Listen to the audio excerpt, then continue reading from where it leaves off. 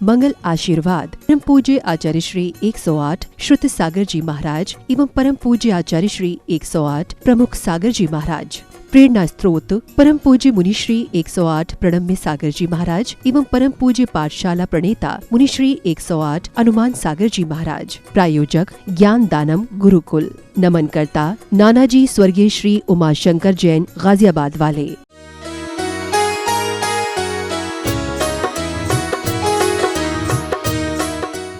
दोनों के मन में, यानी कि बुआ के मन में भी और रुक्मणी के मन में भी श्री कृष्ण के विचार नारद मुनि डाल देते हैं कि उन बहुत वीर हैं, अर्ध चक्रवर्ती हैं, नारायण हैं और शिशुपाल से तो बहुत श्रेष्ठ हैं।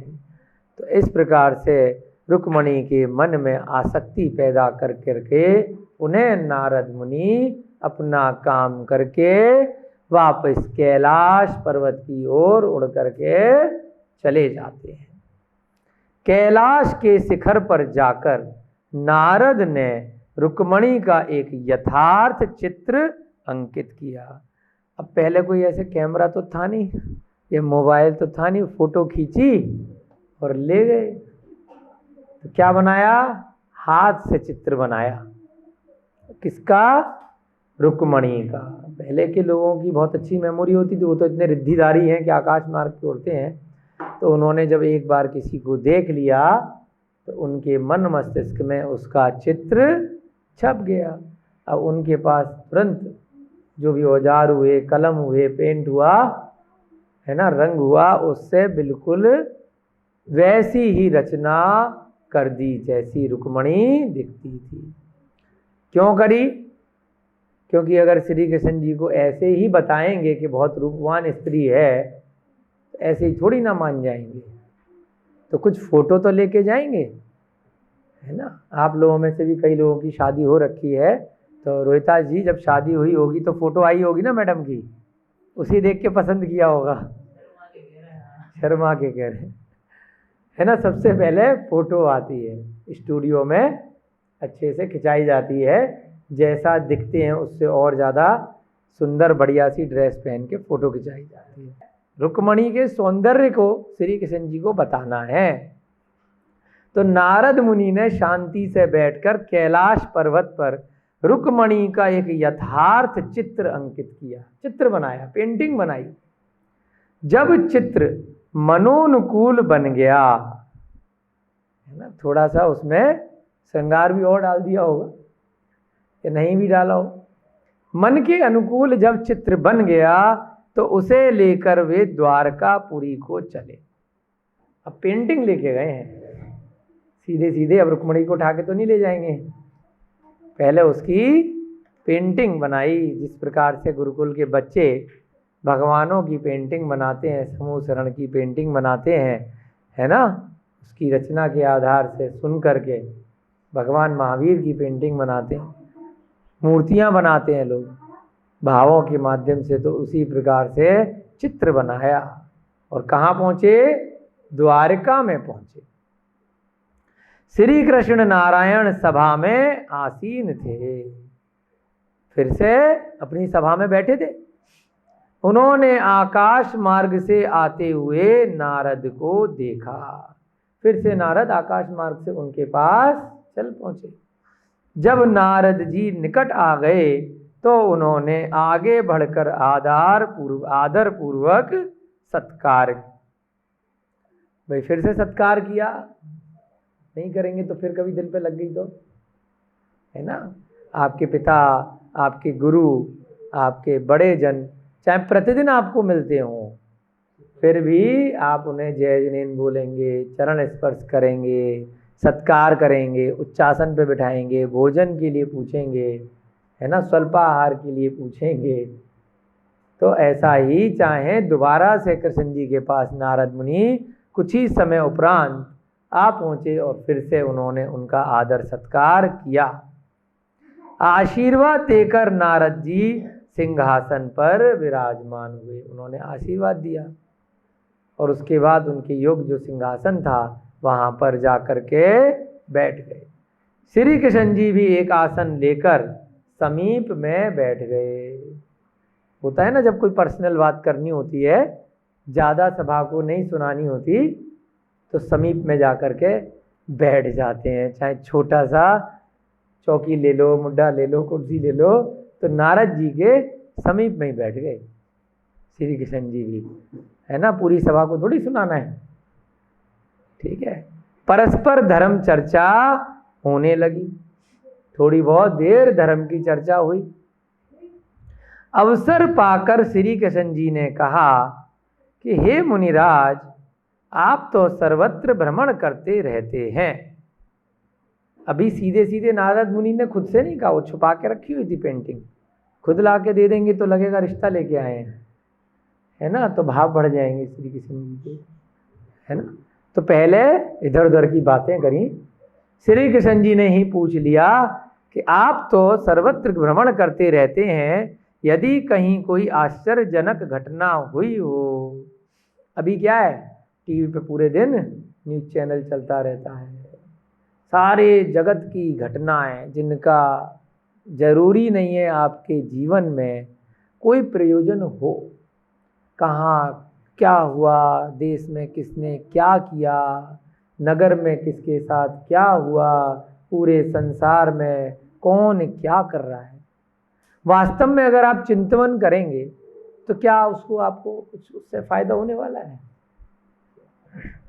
परंतु फिर भी आप अखबार पढ़ते हैं, घंटों घंटों तक टीवी पे न्यूज़ देखते हैं, मोबाइल पे वीडियोस के माध्यम से, व्हाट्सएप और बहुत सारी एप्लीकेशन के माध्यम से सारे संसार में मिनट मिनट पर कौन क्या कर रहा है उसमें ही मन डूबा रहता है। न्यूज़ चैनल चलते रहते हैं, मीडिया चलता रहता है, व्यापार चलता रहता है, और हमारा समय सुबह उठने से लेकर के रात्रि को सोने तक कब खत्म हो जाता है पता ही नहीं चलता।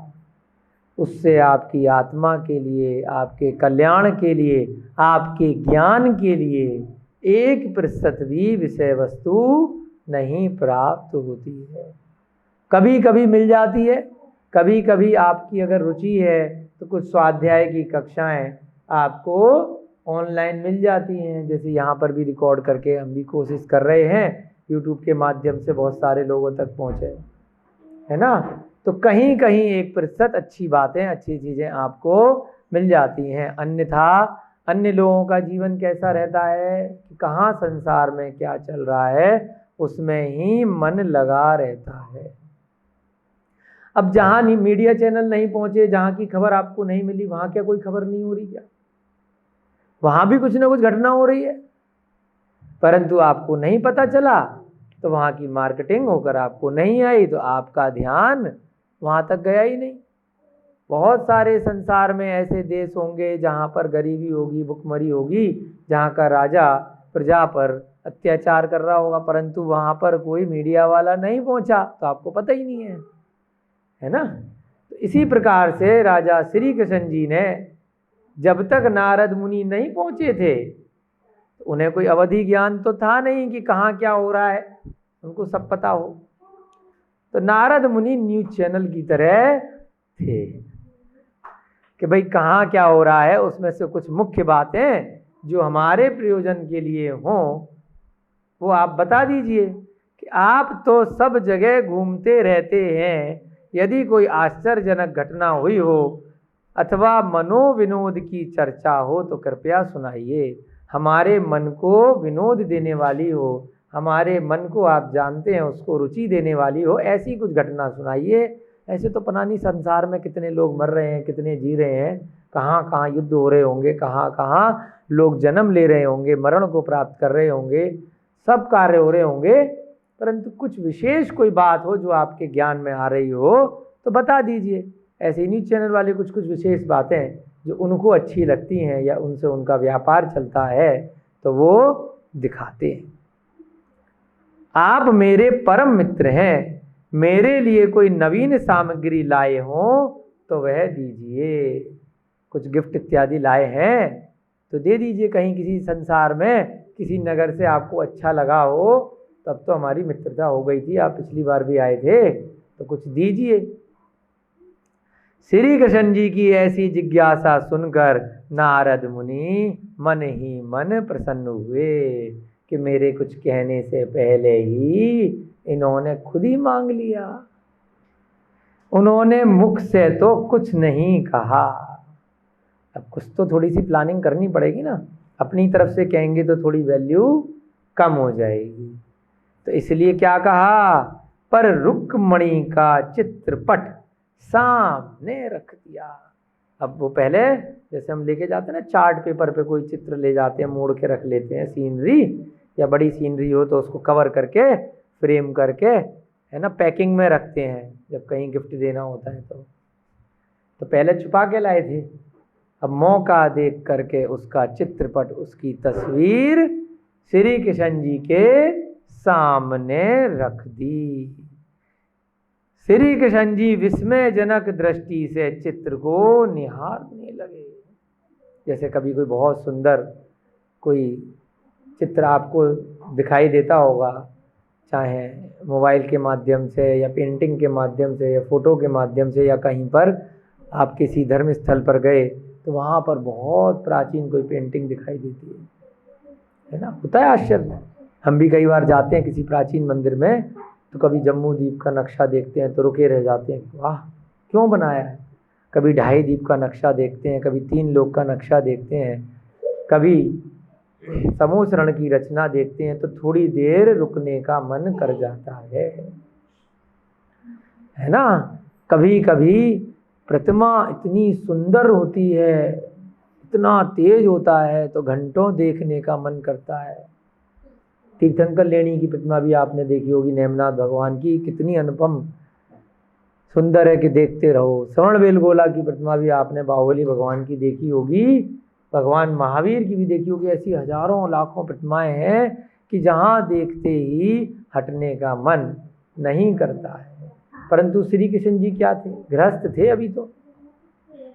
अभी तो राजपाट करते थे, रानियां थीं, है ना, सब चीज़ें थीं, सारी इच्छाएं थीं। तो इसलिए अभी स्त्री की फोटो देखकर भी मोहित हो गए, उसको देखते रहे, है ना। और फिर क्या हुआ, विस्मयजनक दृष्टि से चित्र को निहारने लगे, किसने इसे बनाया।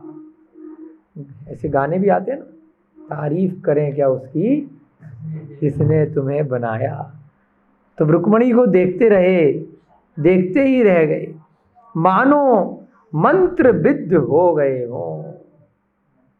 इस प्रकार निष्पलक, पलक ही नहीं झपका रहे हैं, नारायण हैं फिर भी मनुष्य हैं, आकर्षण है ना। निष्पलक मंत्र विद्ध, मंत्रों से किसी ने उन्हें जैसे बांध दिया हो, एक टक देखे जा रहे हैं। वे चित्रांकित रूप सी को निहारते रहे, देखते रह गए।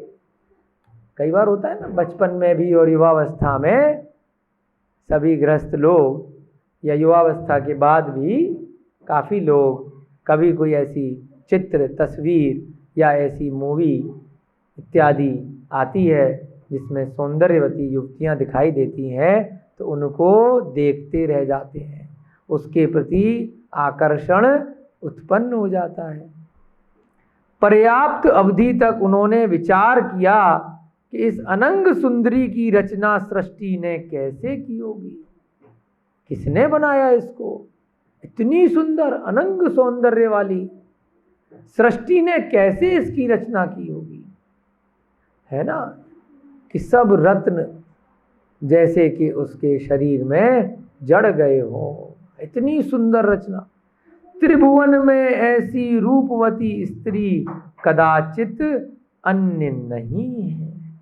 पूरे 3 लोक में जो 2.5 द्वीप है, 3 भवन त्रिभुवन में, है ना, पूरे 3 भवन में ऐसी स्त्री कदाचित नहीं हो सकती, एवं न ही भविष्य में होने की संभावना है। कौन सोच रहे हैं, ऐसा राजा श्री कृष्ण सोच रहे हैं कि इतनी सुंदर स्त्री मैंने पहले कभी नहीं देखी और ना ही भविष्य में हो सकती है।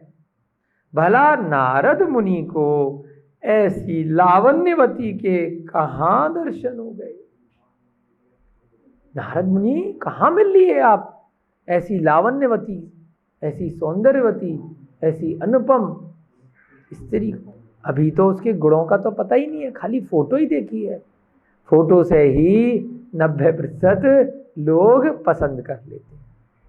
उसके बाद आती है वाणी कैसी है, कुल कैसा है, ज्ञान कैसा है, संस्कार कैसे हैं, ये तो उस 10% में बाद में देखा जाता है।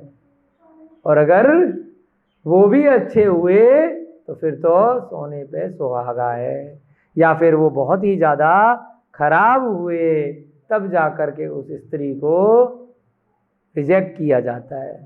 नहीं तो पहले क्षण में तो उसका चित्र देखकर ही फाइनल कर देते हैं। और अगर दूसरे गुण थोड़े बहुत कम भी हुए तो क्या किया जाता है, कंप्रोमाइज़ किया जाता है, बहुत सुंदर है, थोड़े बहुत और गुण कम भी हैं तो काम चला लेंगे, संस्कार नहीं भी हैं तो काम चला लेंगे, कुल अच्छा नहीं है तो काम चला लेंगे, हमारी इज्जत तो बढ़ेगी, साथ में जाएगी तो लोग तो जलेंगे देख करके कि कितनी सुंदर पत्नी है, कितनी सुंदर रानी है ना।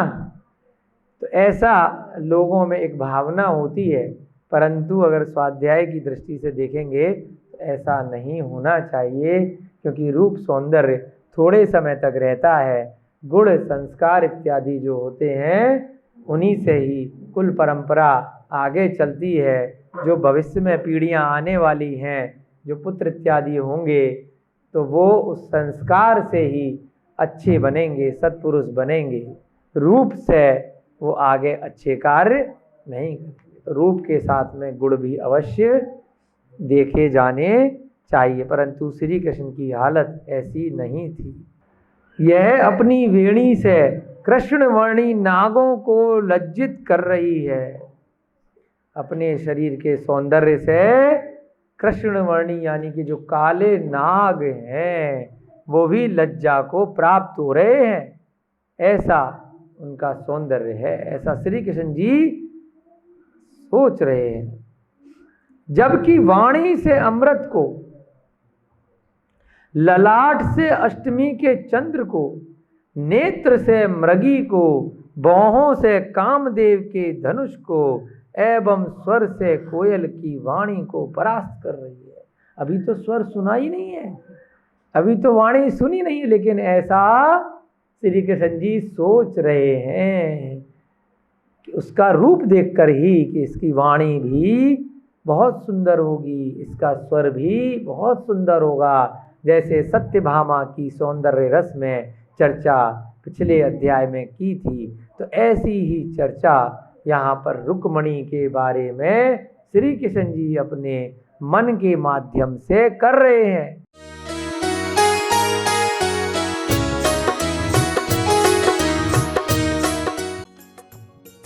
मंगल आशीर्वाद परम पूज्य आचार्य श्री 108 श्रुत सागर जी महाराज एवं परम पूज्य आचार्य श्री 108 प्रमुख सागर जी महाराज।